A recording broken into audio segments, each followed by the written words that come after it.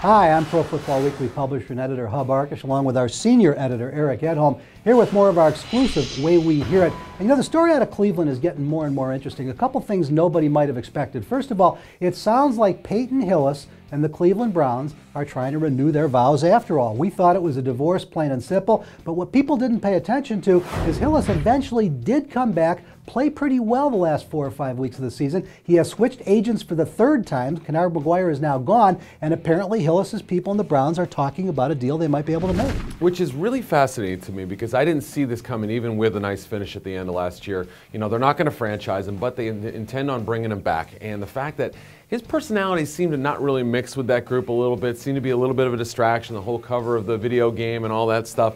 Beyond that, some teammates have said to me, guys who've played with him in the past, he's just a different kind of dude. So the fact that they're trying to rebuild and around this guy as part of their plans is a little surprising to me. You know, the other story that's really fascinating is everybody assumes that the Browns are the #1 contender for Robert Griffin III. And no question that he'd look good in brown and orange, but I've got a couple people pretty close to that organization. Matter of fact, one person inside the organization telling me, not so fast, my friend. Mike Holmgren loves those draft picks. Sitting at 4, they can do a lot of other things. They might be able to go down a couple spots and still get a Ryan Tannehill or a Kirk Cousins.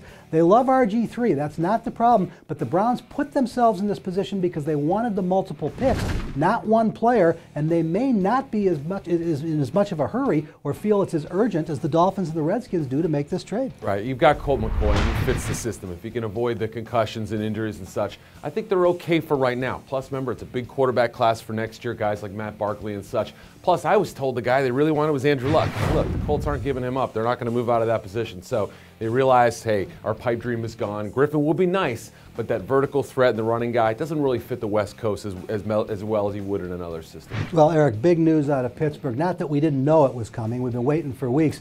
But Hines Ward will not be a Pittsburgh Steeler under his current contract. Now, there's no guarantee that he won't take a significant pay cut and come back.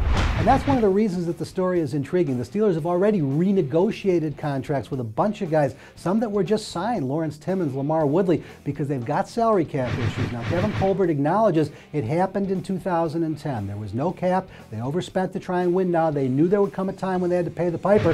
And now they've got Mike Wallace, one of the best young receivers in football. He's a restricted free agent, but still, somebody may throw some money at him, and the Steelers want to make sure if they have to match an offer that they've got the cap space to do it. Right. The plan is to not franchise Wallace. They're just going to tender him at the highest level. Now, the difference in this year's CBA versus in previous years, you can't do it at a first and third round compensation level. What does that mean? If another team makes an offer, Steelers can't pay, all they get back is a first round pick. You say, oh, that's pretty good, but a team at the bottom of round 1 like the Patriots, they'd pay that price. Well, and the middle ground on that is there's a franchise tag and there's a non-exclusive franchise tag. With either of those, you would get 2 first-round picks. They're both a lot more expensive than that high tender offer, although the non-exclusive a little less expensive than the franchise tag. So we'll watch all 3 of those. But the one thing we'll tell you right now, Mike Wallace is going to be a Pittsburgh Steeler in 2012. I think he will, and we'll just have to see if Ward's going to be back or if he'll go to somewhere like Arizona where he has ties to the coaching staff. Sad to see that era end if it does. Free agency right around the corner, guys. For all the best and insider information, stay right here at ProFootballWeekly.com, 24 hours a day,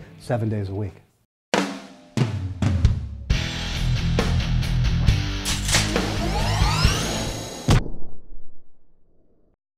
It's never too early to start thinking about the NFL Draft, and Pro Football Weekly's new draft database has you covered. Check out updated player rankings for over 750 prospects and our exclusive PFW Stock Watch. Just go to the Draft tab at ProFootballWeekly.com.